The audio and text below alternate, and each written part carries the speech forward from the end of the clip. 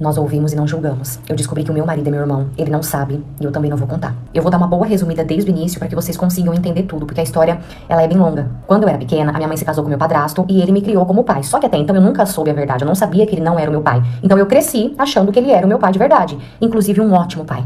E infelizmente, com 10 anos de idade, a minha mãe acabou falecendo com câncer e ali eu fiquei sozinha com meu pai. E nesse tempo ele foi uma pessoa incrível na minha vida, porque ele sempre me criou muito bem, ele sempre cuidou muito bem de mim.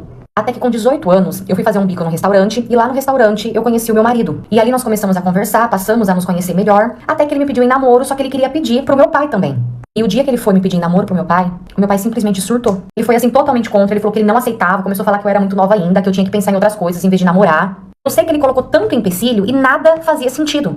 Só que nada do que ele fez adiantou, e mesmo assim eu comecei a namorar com meu marido. E depois que eu comecei a namorar, o meu pai mudou completamente. Ele se afundou na bebida, ele entrou em depressão, ele se entregou completamente, e eu não entendia o porquê que do nada ele tinha ficado assim, e toda vez que eu perguntava pra ele por que ele tava assim, por que ele tinha chegado nesse ponto, ele falava pra mim que tava cansado de viver, que ele não aguentava mais a vida. Beleza, o tempo foi passando e ele meio que parou de se importar com o meu relacionamento. Parece que, tipo assim, pra ele já não tanto faz, sabe? Até porque a única coisa que ele fazia era beber. Até que um dia, infelizmente, ele bebeu demais e ele foi parar no hospital. E ali no leito de morte dele, antes de partir, o meu pai me contou tudo, toda a verdade sobre a minha vida. Ele contou que ele não era o meu pai, que meu pai era uma outra pessoa, só que ele falou que o amor dele por mim era muito real e muito verdadeiro. E dias antes da minha mãe falecer, ela pediu pra ele, por favor, não me contar nunca a verdade. Só que isso, infelizmente, não seria possível, porque eu estava namorando o meu irmão. Imagina você receber tudo isso de uma vez. E ali ele também me contou que no passado, a minha mãe se envolveu com um homem casado, e ela acabou engravidando, e quando ela foi dar notícia pra esse cara, o cara não quis assumir.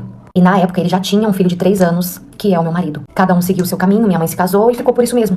E ali naquele momento, enquanto ele me contou,